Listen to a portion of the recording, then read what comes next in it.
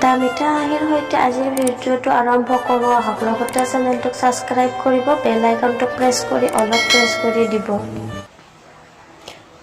তাইৰ গৰ্ভত থকা সন্তানটোৰ কথা ভাবি তাইৰ আজিকালি আহৰিয়েই নাই। তেতিয়া কয় যে আৰু এটা মাহ পাৰ হ'ব, কেতিয়া কয় যে সেই কণমানিটোৱে তাইৰ কোলাত উমলিব। 8টা মাহ কেতিয়া পাৰ হ'ল তাই গমেই নাপালে। আৰু এটা মাহ পিছতে তাইৰ জীৱনটো নতুন ৰঙেৰে ৰঙীন হৈ পৰিব। বৈবাহিক জীৱনৰ 15 বছৰে এনে এটা দিনৰ আশাত ৰৈ আছে তাই। সন্তানহীনা বুলি ঘৰখনৰ মানুহৰ কিমান কথা, এতিয়া আৰু সেইবোৰ কথা শুনিব নালাগে। সন্তানহীন নাৰী এগৰাকী ঘৰখনত স্থান কি সেয়া তাই ভালকৈয়ে উপলব্ধি কৰিছে। কথাবোৰ ভাবি থাকোঁতেই গিৰিয়েকে অফিচৰ পৰা আহি তাইক মাত লগালে। তাই বহাৰ পৰা লাহে উঠি গৈ গিৰিয়েকৰ বাবে খোৱাৰ যোগাৰ কৰিবলৈ ধৰিলে। তাই হাজাৰটা দুখৰ মাজত থাকিলেও মানুহজনৰ এষাৰ মাততে সকলো পাহৰি যায়। আজি অতদিনে সন্তান নাই বুলি মানুহজনে তাইৰ মনত কেতিয়াও কষ্ট দিয়া নাই। মাত্ৰ তাইক বুজাইহে, চাবা ঈশ্বৰে এদিন আমাৰ প্ৰাৰ্থনা শুনিব। তাই খাই বৈ উঠি গিৰিয়েকক তাইৰ ওচৰতে বহিলেহি। আধা গোঠা ছুৱেটাৰটোৰ এটা আনি তাই মানুহজনক দেখুৱাই ক'লে, এয়া চোৱা মই আমাৰ বেবীটোৰ বাবে কি বনাইছোঁ। গিৰিয়েকে এটা মিচিকিয়া হাঁহি মাৰি ক'লে, ধুনীয়া লাগিছে।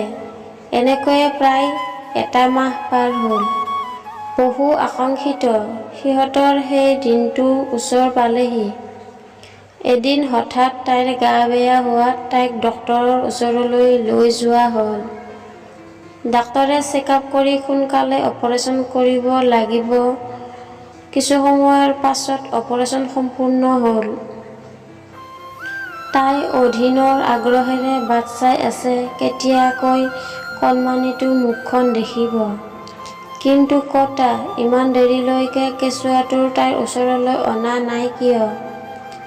তাইৰ মনৰ ভাৱ বুজি পাই গিৰিয়েকে তাইক মিছাকৈ ক'লে যে কেঁচুৱাটো অলপ অসুস্থ হোৱা বাবে ICUত ৰখা হৈছে। আচলতে তাই এটা মৃত ল'ৰা সন্তান জন্ম দিছে। কিন্তু তাই যিহেতু এই সময়ত ইমান ডাঙৰ আঘাত এটা সহ্য কৰিব পৰা অৱস্থাত নাই, সেয়ে তাইক মিছা কথা কোৱা হ'ল। গিৰিয়েকে ইমান কষ্টেৰে মনৰ দুখখিনি লুকুৱাই তাইক কথাখিনি ক'ব লগা হৈছে যে তেওঁৰ মনৰ দুখখিনি মুখখন স্পষ্টকৈ ফুটি উঠিছে। তাইক বুজিবলৈ বাকী নাথাকিল যে কিবা এটা অঘটন হৈছে। তাই বাৰে নাৰ্ছক অনুৰোধ কৰিলে কেঁচুৱাটোৰ মুখখন চাবলৈ। অৱশেষত তাইক সকলো কোৱা হ'ল। কিন্তু তাইৰ দেখোন কথাটো বিশ্বাস হোৱা নাই।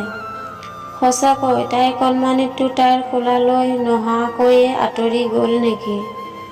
গোলাপৰ পাহিৰ দৰে কোমল কণমানি তাইৰ পেটৰ পোনাটোৰ নিথৰ দেহটো তাইৰ ওচৰলৈ লৈ অনা হ'ল।